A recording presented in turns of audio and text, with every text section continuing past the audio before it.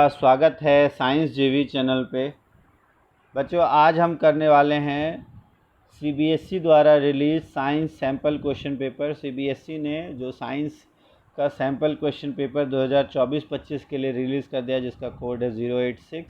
और sample question paper से आपको एक आइडिया होगा कि जो नया पैटर्न है वो क्या रहने वाला है। जो आपका बोर्ड का एग्ज़ाम है वो किस पैटर्न पे होगा, किस फॉर्मेट में होगा, क्या क्या उसमें चॉइसेस आएंगे, कौन कौन से क्वेश्चंस रिलेटेड आते हैं। तो इस वीडियो में हम वही जो नए पैटर्न पे सैम्पल पेपर जो रिलीज़ किया गया है उसको थोड़ा डिस्कस करेंगे। और इसमें मेनली जो आपके फर्स्ट टर्म से रिलेटेड, ये वीडियो में जो फर्स्ट टर्म से रिलेटेड क्वेश्चंस हैं उन्हीं को डिस्कस किया जाएगा पूरे सैम्पल पेपर के। तो जो सेकेंड टर्म के टॉपिक्स हैं उसको बाद में किया जाएगा। तो फ़िलहाल अगर हम देखें तो ये जनरल इंस्ट्रक्शंस में तो आपको पता है कि 80 मार्क्स का पेपर होता है, जिसमें 20 एमसीक्यू होते हैं, जिसमें 16 तो आपके सिंपल एमसीक्यू होते हैं। अच्छा, ये ध्यान रखना आप। और 4 एसेशन रीजनिंग। तो ये तो इजी है, आपको ये सारे फॉर्मेट्स बिल्कुल सेम है पिछली बार की तरह ही, ठीक है। और अब अगर देखें सेक्शन ए, तो सेक्शन ए में जो अभी तक क्वेश्चंस थे वो सिंपल आ जाते थे, अब थोड़े से कॉम्प्लेक्स एमसीक्यूज़ बनाने लगे हैं।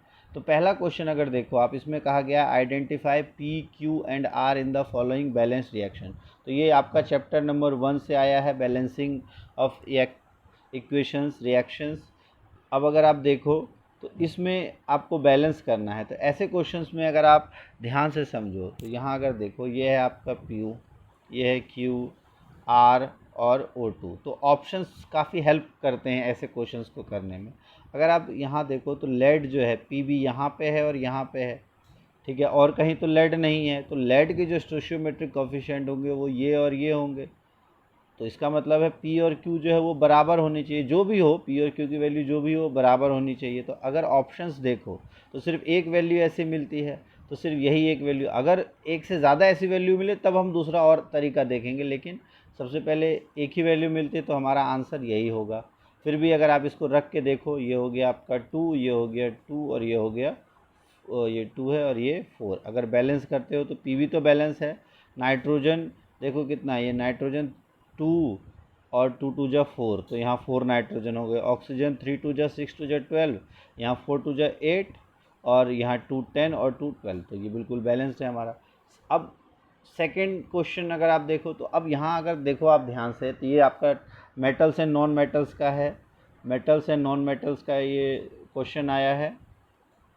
और अब जो सीबीएसई का जो, अगर आप इसमें इस क्वेश्चन से देखो तो सीबीएसई बताना चाह रहा है कि सिंपल क्वेश्चंस जो एक नंबर के आपके हो जाते थे, अब उस तरह के क्वेश्चंस नहीं आ रहे हैं।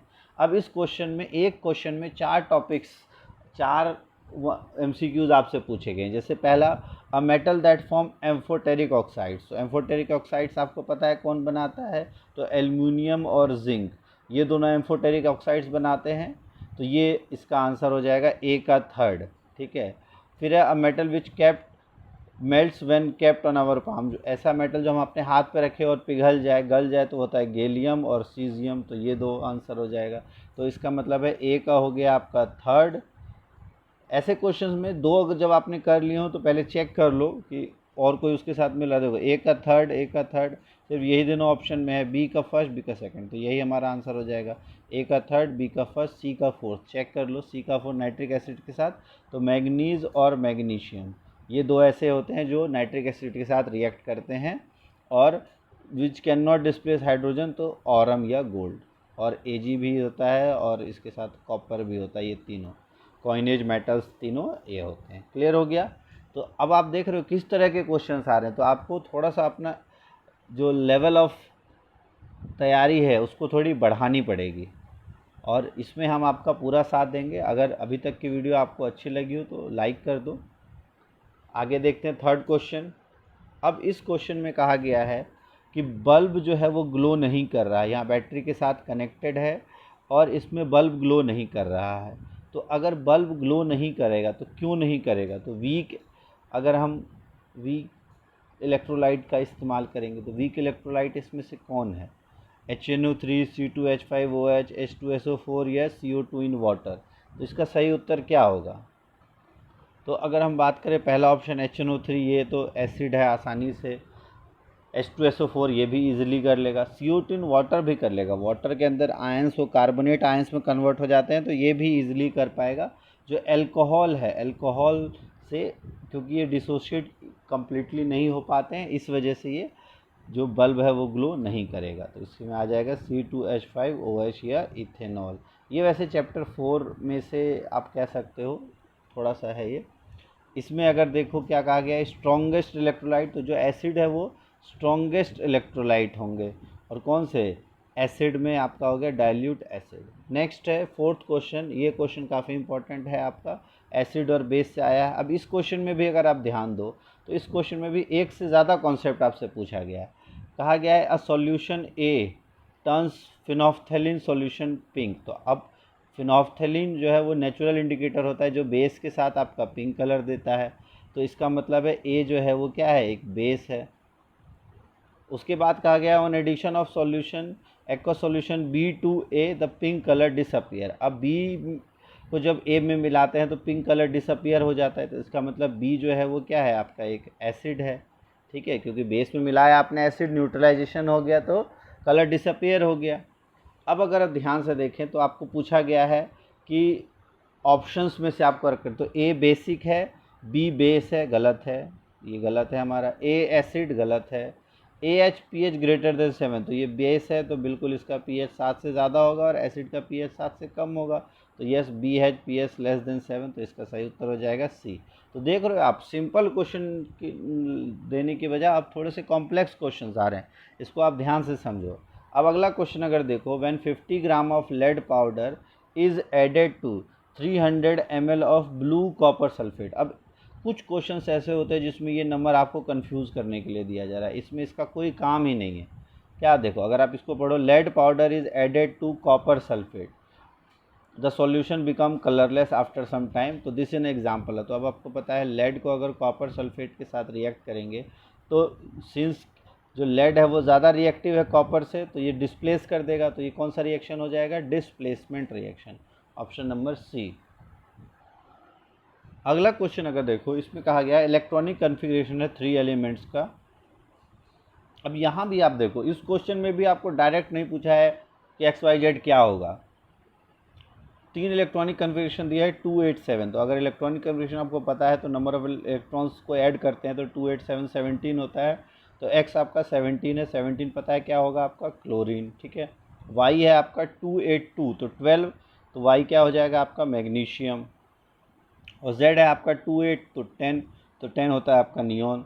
तो अब आपको बताना है X Y and Z are metal, तो नहीं, बिल्कुल Y metal but Z metal नहीं है, नियॉन एक नॉन मेटल है। Y and X are non metals, तो ये सही है, सॉरी Y मेटल है और X जो है वो नॉन मेटल है, तो ये आपका गलत हो गया। अब कहा गया X इज़ नॉन मेटल, तो X जो है वो नॉन मेटल है, बिल्कुल सही है। Y एक मेटल है, बिल्कुल Y एक मेटल है, तो ये सही उत्तर हो जाएगा आपका। अगला क्वेश्चन देखो, इसमें कहा गया विच of the following is an endothermic reaction, जिसमें आपको हीट देनी पड़ रही हो। Burning of candle, cooking of food, decomposition and reaction of sodium with air. तो रिएक्शन ऑफ सोडियम एयर से तो काफ़ी हीट जनरेट होता है, तो ये तो एक्सोथर्मिक हो गया। Decomposition is always an exothermic reaction, ये भी हमारा गलत हो गया। बर्निंग ऑफ कैंडल, तो burning is always an exothermic reaction, तो ये भी गलत हो गया, ऑप्शन नंबर बी सही आंसर होगा। अब इसमें कहा गया है सेलुलर ऑक्सीडेशन जब ग्लूकोज का होता है तो एटीपी प्रोड्यूस होता है बाकी प्रोडक्ट के साथ, तो मैक्सिमम एटीपी कब होगा, जब एरोबिक रेस्पिरेशन होगा। तो अब डायरेक्ट क्वेश्चन नहीं पूछा गया है, अब एरोबिक रेस्पिरेशन कहाँ होता है ये आपसे पूछा गया है। तो अब बताओ, एरोबिक रेस्पिरेशन इथेनॉल बनता है ईस्ट में तब होता है, तो नहीं, ये नहीं होता है। लैक्टिक एसिड मसल सेल, बिल्कुल नहीं होगा। कार्बन डाइऑक्साइड इन सेल, नहीं, बिल्कुल। Carbon dioxide in human cells के एक्स्ट्रा प्रोडक्ट भी तब बनता है जब एरोबिक रेस्पिरेशन होता है। अब अगला क्वेश्चन है, during which of the following stage of circulation of blood in normal human being the oxygenated blood is pumped to all parts of body. तो बहुत यहाँ से क्वेश्चन ये बहुत इंपॉर्टेंट है, आपका क्वेश्चन इंपॉर्टेंट नहीं है, ये जो कॉन्सेप्ट या टॉपिक है ये बहुत इंपॉर्टेंट है, यहाँ से क्वेश्चन बहुत आते हैं, इसको ध्यान से समझ लो आप। एक रफ डायग्राम से मैं समझा देता हूँ। जैसे मान लो ये हार्ट है हमारा, 4 चैम्बर है होते हैं हार्ट के, इसको हम कहते हैं लेफ़्ट एट्रियम, इसको कहा जाता है लेफ़्ट वेंट्रिकल, इसको हम कहते हैं राइट एट्रियम और इसको कहते हैं राइट वेंट्रिकल। थोड़ा ध्यान से समझ लो, 1 मिनट में आपको सारे कॉन्सेप्ट समझा दिए जाएंगे। तो सबसे पहले जो ब्लड एंटर करता है कौन सा, oxygenated blood, oxygenated blood left atrium में एंटर करता है, लेफ़्ट एट्रियम से ये यहाँ पे वॉल्व ओपन होता है और वॉल्व से जाता है ये लेफ़्ट वेंट्रिकल में, और लेफ़्ट वेंट्रिकल पे ये वॉल्व बंद हुआ, और फिर जब ये प्रेशर क्रिएट करता है तो ये प्रेशर से जब ये इसकी वॉल्व इसको प्रेशर डालती है और इस प्रेशर से एओर्टिक वॉल्व के थ्रू बॉडी बाहर जाता है, एओर्टिक वॉल्व से ये आर्टरीज में चला आता है, तो बॉडी के अलग अलग पार्ट है, ऑक्सीजनेटेड ब्लड ये तब जाता है कहाँ से, लेफ़्ट वेंट्रिकल से जब पंप होता है। और पंप तब क्यों होगा, क्योंकि लेफ़्ट वेंट्रिकल के कॉन्ट्रैक्शन के कारण। तो अब अगर आप देखो oxygenated blood is pump to all parts of body, तो लेफ़्ट वेंट्रिकल वाला पार्ट है, लेफ़्ट वेंट्रिकल देखो कहाँ है, एक में ही है ना, तो कॉन्ट्रैक्शन ऑफ लेफ़्ट वेंट्रिकल, ठीक है, ये आंसर हो जाएगा। अच्छा, इसके बाद अगर ध्यान से देखो तो लेफ़्ट वेंट्रिकल के बाद जो ब्लड है, इसको मैं दूसरे कलर से अगर दिखाऊं, फिर ये अलग अलग सेल्स तक जाता है, वहाँ पर एक्सचेंज होता है आपका, फिर जो वेन्स है, वेन्स में ये कैपिलरीज में exchange of gases takes place होता है, और फिर वेन्स के थ्रू बॉडी में एंटर करता है राइट एट्रियम में, राइट एट्रियम से राइट वेंट्रिकल, और फिर राइट वेंट्रिकल से डीऑक्सीजनेटेड ये जिसमें कार्बन डाइऑक्साइड रिच ब्लड है वो फिर पहुंचता है लंग्स तक, और लंग्स में एल्विलाई के द्वारा कार्बन डाइऑक्साइड बॉडी से बाहर, और फिर ऑक्सीजन अंदर, और फिर ऑक्सीजन लेफ्ट एट्रियम में आता है। तो इस तरह से ये प्रोसेस चलता रहता है। इस अच्छा, हार्ट वाला जो है अगर आपको डिटेल में देखना हो, इसकी बहुत अच्छी वीडियो बनाई हुई है डिटेल में, आप इसको देख सकते हो, आपको पूरा हार्ट की वर्किंग अच्छे से समझ में आ जाएगी। हार्ट और नेफ्रॉन की वर्किंग अगर आपको देखनी हो तो इसके रिलेटेड वीडियो बनाई हुई है, और क्वेश्चंस बहुत इंपॉर्टेंट है, उससे आएंगे ही आएंगे। अगला क्वेश्चन है विच of the following adaptation in herbivores, कि हर्बीवोर्स में ऐसा क्या अडेप्टेशन होता है जो डाइजेशन ऑफ सेलुलोज, अब सेलुलोज आपको पता है कॉम्प्लेक्स कंपाउंड होता है, तो उसको डाइजेशन करने के लिए ऐसा क्या अडेप्टेशन होता है। तो अगर आपको ध्यान से पता हो मोस्टली डाइजेशन कहाँ पे होता है, अगर ह्यूमंस की भी बात करें तो मोस्टली डाइजेशन कहाँ होता है, स्मॉल इंटेस्टाइन में, और अगर आपका कॉम्प्लेक्स कंपाउंड का डाइजेशन करना है तो इंटेस्टाइन में फूड ज़्यादा देर तक रहना चाहिए, तो इसके लिए क्या होता है, लार्जर इंटेस्टाइन होगा, तो longer small intestine is the correct answer. Next है there was a cerebral dysfunction, cerebral dysfunction किस जो ब्रेन का पार्ट है सेरिबेलम उसमें डिसफंक्शन है, और उसका काम होता है बॉडी के पोस्चर और बैलेंस को मेंटेन करना, तो कौन सा दिक्कत होगी, तो पोस्चर एंड बैलेंस। नेक्स्ट है इन स्नेल्स, और बाकी अगर देखो तो सलाइवेशन, ये जो सलाइवा आता है ये कंट्रोल करता है, जो हमारे ब्रेन है उसका एक पार्ट होता है मेडुला ऑब्लांगाटा, तो मेडुला ऑब्लांगाटा के द्वारा ये कंट्रोल होता है। हंगर ये हाइपोथैलेमस के द्वारा, रेगुलेशन ऑफ ब्लड प्रेशर ये भी हाइपोथैलेमस के द्वारा, और ये सेरिबेलम के द्वारा कंट्रोल होता है, इसलिए डिसफंक्शन हो तो पोस्चर एंड बैलेंस के में दिक्कत आएगी अगर सेरिब्रल डिसफंक्शन होगा। अगला क्वेश्चन है, इसमें क्या गया, in snails individual can begin life as male, अच्छा ये आपका क्वेश्चन जो है वो सेकेंड टर्म से रिलेटेड है, तो इस क्वेश्चन को डिस्कस नहीं करते हैं।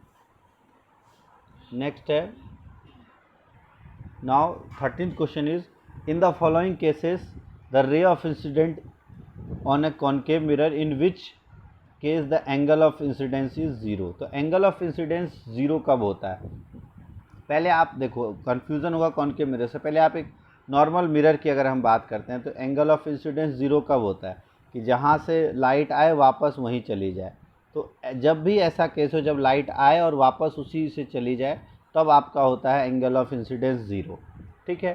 तो अब कॉनकेव मिरर की अगर हम बात करें तो ऐसे कौन सा कंडीशन होता है जब लाइट जहाँ से जाए आए उसी कंडीशन पे चली जाए, तो चाहे कॉनकेव मिरर हो चाहे कॉन्वेक्स मिरर हो, जो सी है सेंटर ऑफ कर्वेचर, इससे अगर लाइट जाएगी तो ये लाइट रिफ्लेक्ट बैक कर जाती है सेम डायरेक्शन में, आपको पता है, तो इसका आंसर यही हो जाएगा, a ray passing through the centre of curvature. तो option number B is the correct answer. अब इसमें कहा गया है the find the correct option of the colour of rays from A to B. अब ये आपको पता है जब भी वाइट लाइट को हम एक प्रिज्म से निकालते हैं तो दो एक बैंड ऑफ लाइट्स आती है, ठीक है, जिसको हम विबग्योर कहते हैं।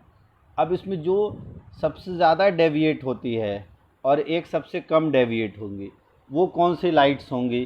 तो अगर हमने पढ़ा है इसको हम क्या कहते हैं, डिस्पर्जन कहते हैं ना, जो 7 पार्ट में डिवाइड हो जाना, इसको हम कहते हैं डिस्पर्जन, ठीक है।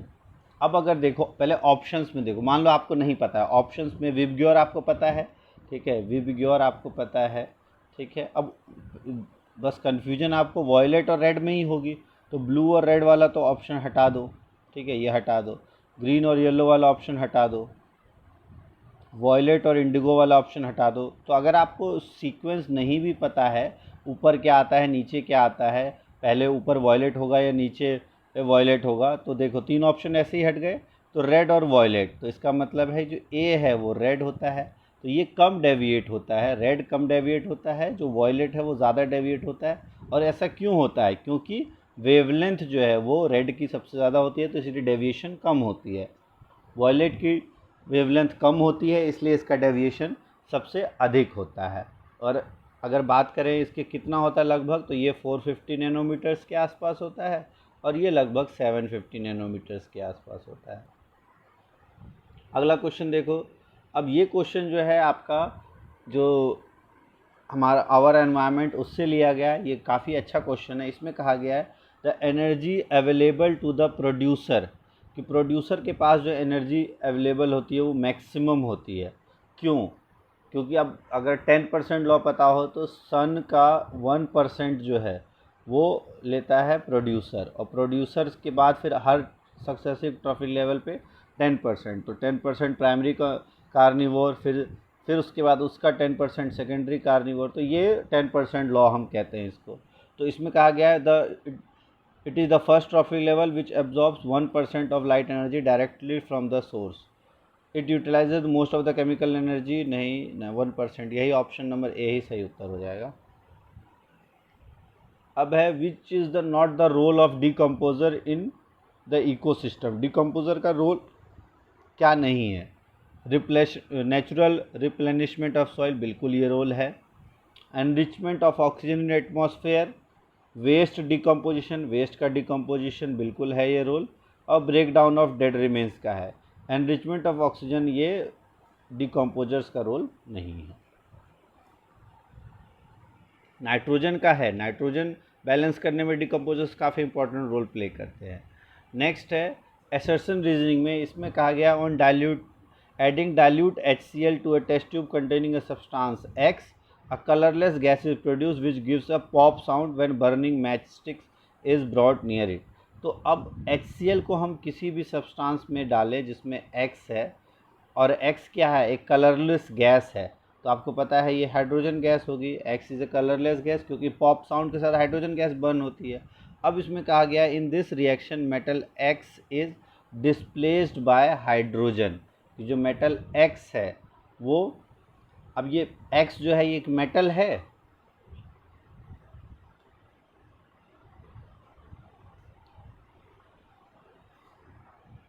तो इसका कोई एक सैम्पल रिएक्शन ले लो, ज़्यादा इजी हो जाता है। जैसे इसका रिएक्शन अगर हम ले लेते हैं, मान लो आपका HCl है, ठीक है, और एक test tube containing substance X, तो अगर आप यहाँ पे कोई सा भी एक जिंक ले लो, मान लो जिंक को इसके साथ रिएक्ट करते हो तो क्या हो जाता है? ZnCl2 plus hydrogen gas release होती है। तो ये जो X है ये आपका एक मेटल हो गया, तो बिल्कुल मेटल है, और ये हाइड्रोजन को डिस्प्लेस कर देता है, बिल्कुल ये भी सही है, और इसी वजह से हाइड्रोजन, तो दोनों सही है, इसका सही रीजनिंग है, तो इसका आंसर हो जाएगा ए। 18th क्वेश्चन है द नंबर, और ना ये अभी हमने नहीं किया, इसको अभी के लिए स्किप कर देते हैं 18th क्वेश्चन को। 19th है a convex mirror always forms an image behind and the image is virtual. तो बिल्कुल कॉन्वेक्स मिरर हमेशा वर्चुअल इमेज बनाता है, ये सही है। According to sign convention the focal length of convex mirror is positive. तो दोनों सही है, लेकिन इसका इससे कोई रिलेशन नहीं है, तो both are true but A and B are not related. तो इसमें अगर आप देखो ऑप्शन नंबर बी हो जाएगा, both A R true but R is not the correct explanation of A. तो इसका आंसर सही हो जाएगा ऑफ बी। इसमें आपको बी ऑप्शन मार्क करना है। फिर है lions are removed from food chain, it will not affect the food chain. ये ध्यान रखना, फूड चेन से रिलेटेड एक क्वेश्चन आपके एमसीक्यू में आएगा ही आएगा, हर बार आता है। तो अगर लायंस को फूड चेन से रिमूव कर दिया जाए, it will not effect food chain, क्या वो फूड चेन को बिल्कुल इफेक्ट नहीं करेगा? However if plants are remove from food chain it will disturb the ecosystem. तो नेक्स्ट है plant are producers who can make food using sunlight while lions are consumer. तो अब पहला ही आपका, अगर हम कोई भी फूड चेन का कोई भी पार्ट अगर आप लायंस को रिमूव कर दें तो क्या वो फूड चेन को, क्योंकि लायंस सबसे सुपीरियर होते हैं तो फूड चेन को कोई इफेक्ट करेगा? सो अब फूड चेन में आप किसी भी ऑर्गेनिज्म को रिमूव करोगे तो उससे फूड चेन अफेक्ट होगा ही होगा। तो इसलिए ऑप्शन यही हमारा गलत है, असर्शन जो है वो फॉल्स है। अब असर्शन फॉल रीज़न की अगर हम बात करें, plants are producers who can, ये तो सही है। तो असर्शन फॉल्स, ऑप्शन नंबर आप कौन सा होता है, असर्शन ही अगर फॉल्स हो जाए तो ऑप्शन नंबर डी जो है वो करेक्ट आंसर हो जाएगा। तो 20th का हो जाएगा डी। तो ये तो थे जितने भी एमसीक्यूज़ थे वो हमने कर लिए इससे रिलेटेड। अब एक नज़र आप सेक्शन बी पे देख लो, इससे रिलेटेड क्वेश्चंस अब सेक्शन बी में भी के क्वेश्चंस जो है वो सेपरेट वीडियो में हम ले आएंगे। एक बार आपको बस क्वेश्चंस मैं दिखा देता हूँ, सेक्शन बी और ये सेक्शन सी है। ये इस तरह के क्वेश्चंस काफ़ी आते हैं आपको। ये सारे क्वेश्चंस अभी नेक्स्ट सेक्शन वाइज डिस्कस हो जाएंगे ताकि आप इजीली इसको कर सको।